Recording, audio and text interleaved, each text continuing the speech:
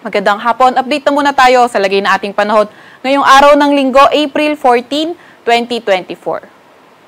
Sa kasalukuyan nga ay itong easterlies o yung mainit na hangin galing karagatang Pasipiko, patuloy pa nga yung epekto nito sa ating bansa. Kaya asahan nga natin dito sa may Metro Manila at sa ating buong kapuluan, yung partly cloudy to cloudy skies, may mga chance pa nga rin tayo ng localized thunderstorms. At dahil nga easterlies nakaka-apekto sa ating buong kapuluan, asahan pa nga rin natin na posible pa rin magpatuloy yung mainit at maalinsangang panahon.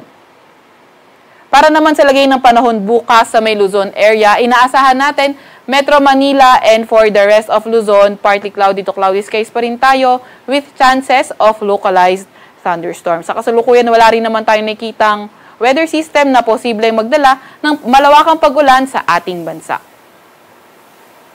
Agwat ang temperatura sa Metro Manila bukas, 24 to 36 degrees Celsius, 16 to 26 degrees Celsius sa may Baguio, 22 to 31 degrees Celsius sa may Tagaytay, 25 to 37 degrees Celsius sa may Lawag, 25 to 38 degrees Celsius sa may Tugigaraw at 26 to 32 degrees Celsius naman sa may Legazpi.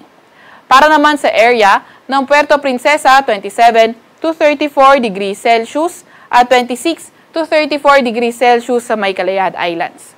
Para naman sa lagay ng panahon bukas, Visayas at Mindanao area, asahan pa nga rin natin fair weather conditions with chances of mga localized thunderstorms pa din. Agwat ang temperatura sa Metro Cebu maglalaro mula 26 to 32 degrees Celsius, pati na rin sa may Cagayan de Oro, 27 to 35 degrees Celsius naman sa may Iloilo at 25 to 32 degrees Celsius sa may Tacloban. Sa may Zamboanga naman ay posibleng umabot ng 36 degrees Celsius yung maximum temperature at posibleng umabot ng 35 degrees Celsius sa may Davao area naman.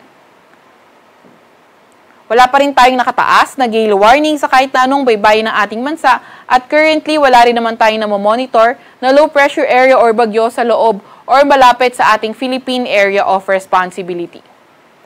Para naman sa 3-day weather outlook ng mga pangunahing syudad natin, naasahan natin Metro Manila, Baguio, Legazpi City, and also for the rest of Luzon sa susunod na 3 araw, Tuesday to Thursday, patuloy pa rin yung fair weather conditions na may mga pulupulong pag-ulan, pagkidlat at pagkulog. Yung ating mga kasamahan sa Regional Services Division maglalabas ng mga thunderstorm advisory, heavy rainfall warning o hindi kaya rainfall advisory kung kinakailangan. Agwat ang temperatura sa Metro Manila sa susunod na 3 araw, maglalaro mula 24 to 36 degrees Celsius, 17 to 27 degrees Celsius sa may Baguio at sa may Legazpi, posibleng umabot ng 32 degrees Celsius yung maximum temperature.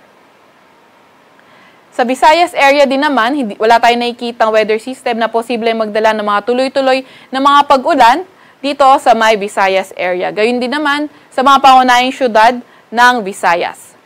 Agwat ang temperatura sa Metro Cebu sa susunod na 3 araw, 26 to 32 degrees Celsius, 26 to 35 degrees Celsius sa may Iloilo City at sa may Tacloban City naman, maglalaro mula 25 to 32 degrees Celsius.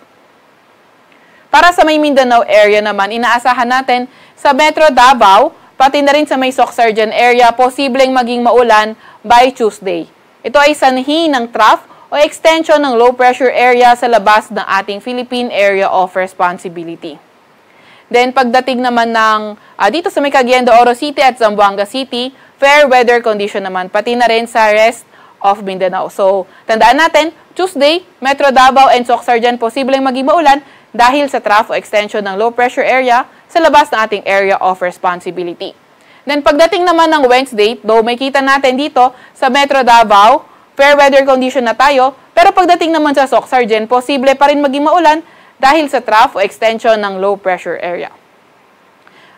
And then sa nalalabing bahagi ng Mindanao area, fair weather condition naman yung ating inaasahan. Then pagdating ng Thursday, inaasahan na nga natin sa mga pangunahing syudad natin sa may Mindanao area, pati na rin sa the rest of Mindanao ay better weather condition kung saan may mga chance na nga lang tayo ng mga localized thunderstorms.